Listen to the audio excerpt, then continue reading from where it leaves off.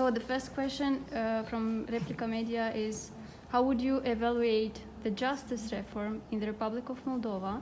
What has been done well, and what else should the government do? Okay, well, the justice reform, from our perspective, is in its very, very beginning. And that's not the fault of this government, frankly. It's the fact that nothing had been done for a long time, and this is, in fact, I saw an interview with my predecessor, I think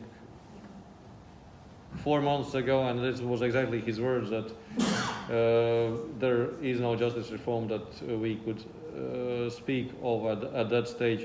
And that has been changing, and it is very good that the government has said very publicly that they realize that the mandate that they have from the people is for justice reform, and that they are committed to implementing that reform. And I think this is really the most important reform that the government can do and should do in the coming months.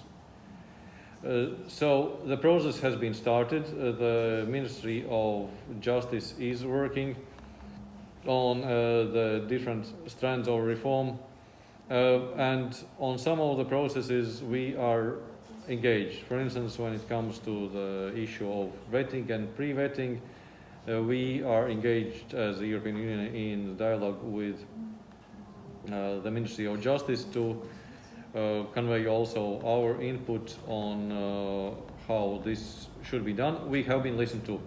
So we cautioned about not rushing the process, and this indeed has been respected. We were advising to take on board the advice of the Council of Europe and especially the Venice Commission, and the government has committed to doing that. So we are not at the final stage yet, but so far the process looks quite good, and we hope that this will continue that way. As to the shape of the reform of the justice system, it's still a work in progress.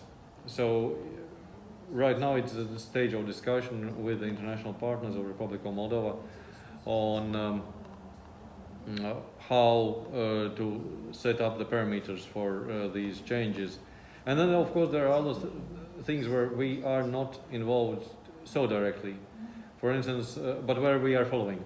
And the second question from the same media outlet is, as you're Latvian, from the experience or taking into account the experience of Latvia, what will be the main mistakes that Moldova could avoid in its European course? Okay, I don't think that there is one single issue that should be avoided, because the changes that you need are very complex. So I think the most important thing is to have consistency in the changes, because that has been the advantage of Latvia, that all the time for the past 30 years the governments have been changing as they should be in a democratic country, but the focus has always been the same. There had been a very conscious choice. For us, it was called Return to Europe. So it was the feeling that we had belonged to Europe, and it was our right, but also our duty to be part of that Europe once again. And if you have that very clear focus on where you want to get, and if that focus is not lost, then things are easier to achieve, because then you just adjust your priorities to achieving these big goals. And perhaps this has been the disadvantage of the Republic of Moldova, that this focus has not been so clear, and then it is much more difficult to do the reforms, and there will be painful reforms. This is no doubt about that. That will require also some sacrifices, but for us it was really worth it. We have, now I'm speaking as a Latvian, not as a EU representative. Latvia has managed this transformation, and maybe this can be also like the positive example for Republic of Moldova, because you had largely the same starting point in 1991. We were coming from the same totalitarian system, just that there were some chances that you could have used better. What to do from now? I think it is important to just do very proper, very European processes. So if you want as a country to be closer to the European Union, then it is also about adjusting to the European values, to promoting those.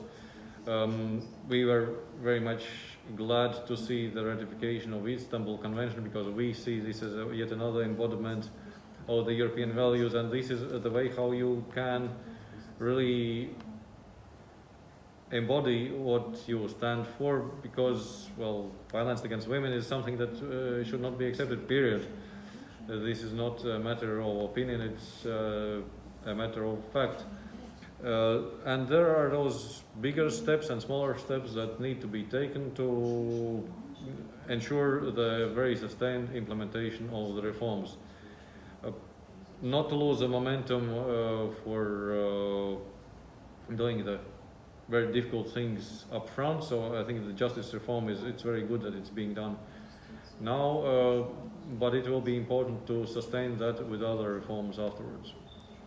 I think that the government also realizes that this is the point of reference for the people on their effectiveness.